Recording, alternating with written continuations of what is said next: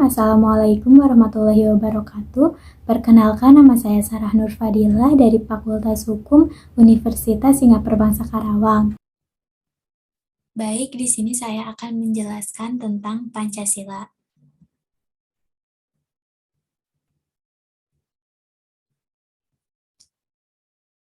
Yang pertama ada pengertian dari Pancasila. Secara etimologis, Pancasila berasal dari bahasa Sanskerta, panca yang artinya 5 dan sila yang artinya dasar atau alas atau sendi. Jadi Pancasila adalah 5 aturan tingkah laku yang baik atau penting. Selanjutnya secara historis berasal dari Tripitaka Buddha, yaitu 5 aturan berupa larangan untuk membunuh, mencuri, berzina, berdusta, serta meminum minuman keras.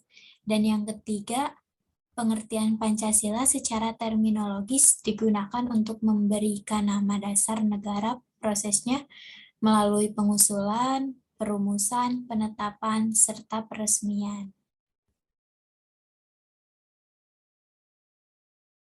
Selanjutnya ada asal mula dari Pancasila. Asal mula Pancasila ini dibagi menjadi 2 bagian, yaitu asal mula Pancasila secara langsung dan secara tidak langsung. Asal mula Pancasila secara langsung ini proses terjadinya Pancasila sebagai filsafat negara sesudah dan menjelang proklamasi. Dari asal-muasal secara langsung ini memuat 4 teori, yaitu kausa materialis, kausa formalis, kausa efisien, serta kausa finalis. Lalu, asal-muasal Pancasila secara tidak langsung ini ada sebelum proklamasi, yaitu bangsa Indonesia sebagai kausa materialis, di mana nilai-nilai Pancasila sudah ada dan tercermin dalam kehidupan sehari-hari bangsa Indonesia sebelum membentuk negara dan ditetapkan sebagai dasar negara. Contohnya adalah nilai dalam adat, kebudayaan, religius dalam kehidupan sehari-hari.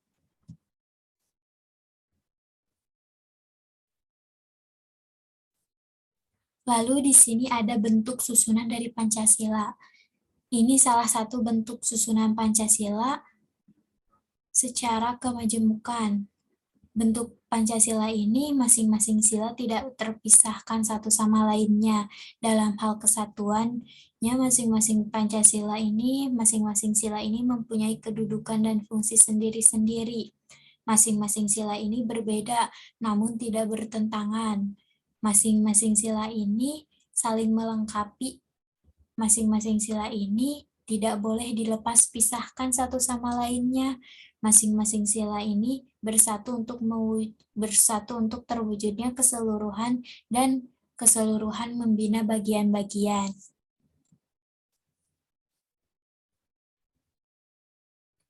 Lalu di sini ada kedudukan, fungsi, dan peran dari Pancasila. Kedudukan Pancasila ini tetap dan abadi bagi bangsa Indonesia karena faktor historis yang menyertainya. Lalu fungsi dan peran Pancasila ini yang pertama, pandangan hidup bangsa. Pancasila sebagai petunjuk hidup dalam sehari-hari. Yang kedua sebagai filsafat negara. Pancasila sebagai negara landasan penyelenggaraan pemerintahan negara. Yang ketiga sebagai ideologi negara, yaitu Pancasila cita-cita yang ingin diwujudkan oleh negara. Yang keempat sebagai etika politik, yang kelima sebagai etos budaya, yang keenam sebagai paradigma pembangunan. Setelah saya paparkan tadi penjelasan mengenai Pancasila, selanjutnya saya akan mewawancarai 3 narasumber yang telah saya pilih dengan latar belakang dan profesi yang berbeda-beda. Sebelum sesi wawancara dimulai, saya memperkenankan untuk narasumber memperkenalkan dirinya terlebih dahulu. Saya Lela Fajrianti dari UPI Kampus Purwakarta, mahasiswa S1 dengan jurusan Program Studi Pendidikan Sistem dan Teknologi Informasi Angkatan 2019. Selamat siang Kak, mohon izin memperkenalkan diri. Nama saya Erik Setiawan, asal institusi saya dari Akper Rumah Sakit Justira, jurusan keperawatan tahun 2021.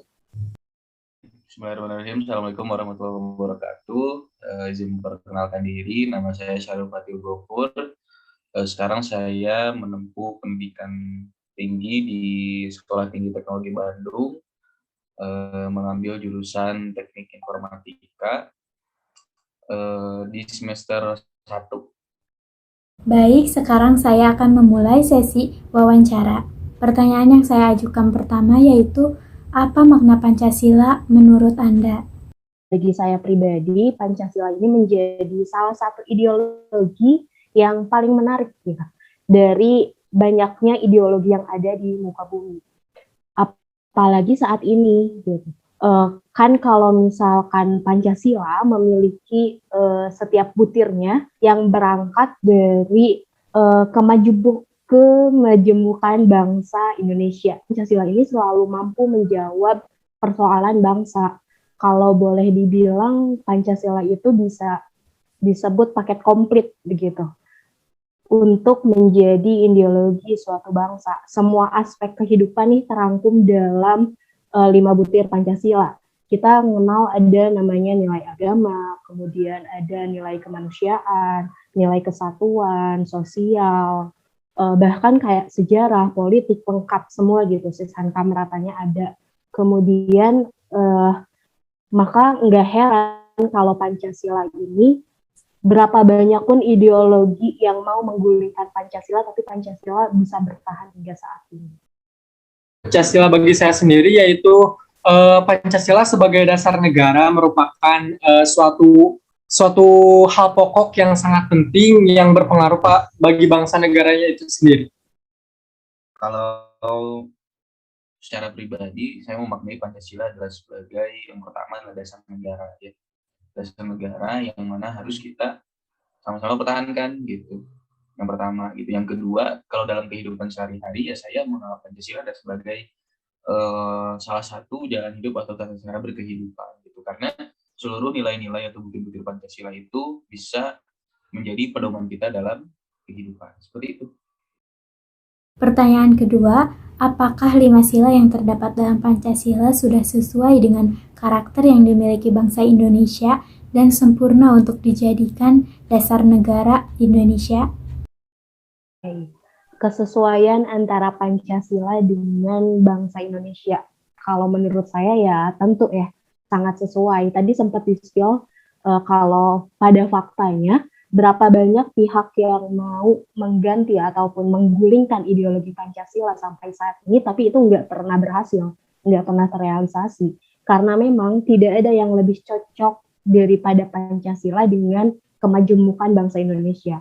Pancasila itu ngajarin bangsa kita untuk memahami perbedaan sebagai bentuk kekayaan, sebagai cara untuk mencapai tujuan bangsa. Pancasila nggak mengartikan sebuah kesatuan sebagai satu suara, tapi kesatuan yang Bhinneka Tunggal Ika, begitu. Berbeda-beda tapi tetap satu. Indonesia itu sangat khas dan itu tercermin dari ideologinya. Pancasila ini memang sangat sempurna untuk dijadikan dasar negara atau landasan negara ini sebagai ideologi. Namun bisa saya lihat ya dari implementasi Pancasila ini masih sangat kurang masyarakat Indonesia memahami mengenai pengimplementasian Pancasila ini. Jadi sangat miris. Jadi harus ditekankan kembali. Kalau kita berbicara mengenai 5 butir Pancasila, ini kan dulu pernah telah disetujui oleh para pendiri bangsa pada saat itu. Nah, artinya memang karakter bangsa Indonesia ini itu adalah Pancasila gitu. Jadi implementasi atau mungkin kalau Anda ingin bertanya mengenai bagaimana karakter bangsa Indonesia, ya karakter bangsa Indonesia adalah yang mengamalkan atau menerapkan nilai-nilai Pancasila dalam kehidupannya. Jadi kalau bertanya apakah sesuai dengan karakter bangsa, tentu karena memang yang membuat atau yang merumuskan Pancasila yang tentu adalah Indonesia. Lalu untuk pertanyaan selanjutnya, Pancasila itu mencakup semua nilai-nilai kehidupan dalam masyarakat. Nah, apakah nilai-nilai Pancasila tersebut berkaitan dengan profesi yang Anda jalani ini? Jika ada yang berkaitan, Boleh jelaskanlah apa nilai Pancasila tersebut? Pancasila itu nggak bisa dipisahin dengan yang namanya background seseorang yang hidup di Indonesia. Dalam hal ini saya sebagai mahasiswa dan juga anggota masyarakat dalam suatu kelompok gitu ya. Saya sudah diakui nih sebagai apa ya, penduduk penduduk bangsa Indonesia. Kalau menurut saya nih, nilai-nilai Pancasila ini sangat bisa direfleksikan ke dalam aktivitas saya sebagai mahasiswa. Beberapa yang paling melekat dan identik sama yang namanya mahasiswa itu menurut saya dapat dilihat dari nilai gotong royong, khususnya dalam pemecahan masalah ya, karena sebuah pekerjaan akan terasa lebih mudah jika dikerjakan sama-sama. Kemudian ada nilai keadilan, kita bisa memandang sesuatu apa ya, objek, sesuatu kajian dengan sangat objektif dan bersikap terbuka atas segala kemungkinan yang terjadi. Dan nilai lainnya mungkin nilai kemanusiaan ya, di mana sebagai mahasiswa kita sangat diasah empatinya antar sesama agar sesuai pada kadarnya, tidak mengkhianati hati, atau kita bisa bersikap pasti, baik bersikap jujur ataupun tidak.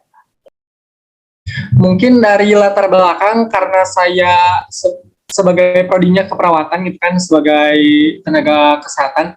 Nah, semuanya memang kelima nilai Pancasila ini memiliki eratan kuat dengan sangkut paut dengan bidang yang kami tekuni. Nah, kelima Pancasila ini seperti yang misalkan sila pertama. Nah, kan Kak, saya tenaga kesehatan nih. Nah, dalam sila pertama ini ketuhanan yang Maha Esa, jadi kami sebagai perawat selalu menghormati kepercayaan dan keyakinan pasien yang berbeda. Lalu berdoa sebelum dan sesudah melakukan atau menolong pasien, lalu mengajarkan pasien dan keluarganya untuk selalu ikhlas menerima keadaan. Nah, yang kedua ada sila kedua, yaitu kemanusiaan yang adil dan beradab, selalu mengakui dan memperlakukan manusia sesuai harkat dan martabatnya sebagai makhluk Tuhan yang Maha Esa, jadi tidak membeda-bedakan manusia yang dirawat. Mengakui persamaan derajat, lalu mengembangkan sikap saling mencintai sesama manusia, dan mengembangkan sikap tegang rasa dan tepa salira. Yang ketiga ada sila ketiga, yaitu Persatuan Indonesia. Nah, di mana ini mengutamakan kepentingan pasien daripada kepentingan yang lain.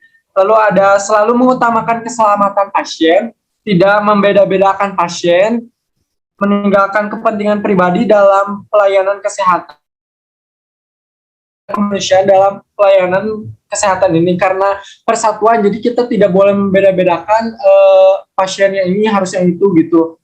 Nah, terus ada keyakinan yang dipimpin oleh hikmat kebijaksanaan dalam permusyawaratan perwakilan, yaitu sila keempat. Nah, bagi bidang kesehatan sendiri, kami jadi petugas harus menghormati pasien, tidak membeda-bedakannya. Lalu petugas wajib menghargai keputusan pasien dan keluarganya. Misalkan kalau ada pasien ingin melakukan tindakan ini, nah kita harus menghargai terlebih dahulu keputusannya, lalu didiskusikan terlebih dahulu. Lalu selalu menyampaikan tujuan pelaksanaan tindakan pada pasien sebelum tindakan medis dilakukan. Biasanya kan kalau misalkan tindakan operasi, kita harus meminta persetujuan kepada keluarga. Nah, itu wajib dilakukan, Mbak. Lalu tidak boleh memutuskan keputusan yang salah dan yang telah disepakati oleh pasien dan keluarganya itu sendiri. Lalu ada sila yang terakhir, yaitu sila kelima, keadilan sosial bagi seluruh rakyat Indonesia, di mana sila ini pelayan tidak boleh membeda-bedakan pelayanan, menghargai pasien, menghormati hak pasien, menjaga hubungan dinamis dengan pasien atau petugas kesehatan lainnya, lalu selalu mengutamakan kepentingan pasien dalam memberikan asuhan keperawatan dan mengajarkan kemandirian kepada pasien secara bertahap. Ya, pasti ada ya, karena misalnya salah satunya di sila keempat ya.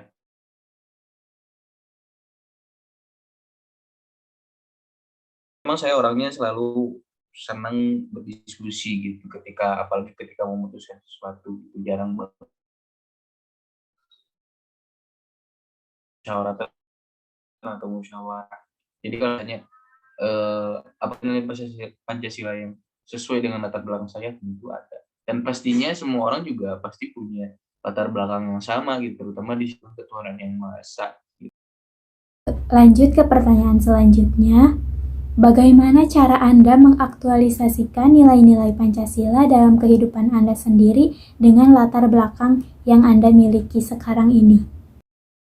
Mengaktualisasikan ini sebenarnya cukup sulit ya, karena ternyata pas masuk bangku kuliah banyak sekali godaannya gitu. Kita ketemu dengan berbagai kultur, terus nggak semuanya mengerti norma yang berlaku di lingkungan kampus, khususnya kan lingkungan kampusnya ini basis Sunda. Berarti kultur yang berlaku, norma yang berlaku adalah norma kesundaan gitu. Tapi untuk saya pribadi, cara mengaktualisasikan yang cukup tepat Pancasila itu seperti apa, ya sebisa mungkin kita berbicara atau berpendapat yang mencerminkan kita sebagai seorang sivitas akademik, tidak asbun begitu. Kemudian terbuka dengan berbagai bentuk perbedaan pendapat ataupun perbedaan aktivitas, perbedaan norma. Kemudian sebisa mungkin terlibat aktif dan berdiskusi mengenai isu nasional, isu mental, segala isu yang sedang berkembang di Indonesia. Kemudian mencoba menengahi konflik yang ada di kampus dan sekooperatif mungkin bisa bekerja sama dengan berbagai pihak. Kemudian paling pentingnya menurut saya sih kita harus tetap bersikap jujur dan saling mengingatkan. Begitu sih nilai Pancasila yang saya rasa bisa diaktualisasikan. Kalau untuk pertanyaan keempat ini, bagaimana cara Anda mengaktualisasikan nilai-nilai Pancasila sendiri? Seperti yang disebutkan pada pertanyaan ketiga tadi, kurang lebih seperti itu, dan sisanya mungkin bisa lebih ditekankan nilai-nilai Pancasila-nya mulai dari sila 1 sampai sila kelima. Kalau ditanya bagaimana mengaktualisasikan nilai Pancasila dengan latar belakang saya, ya tentunya saya mengaktualisasikannya ya dengan kehidupan mahasiswa ya.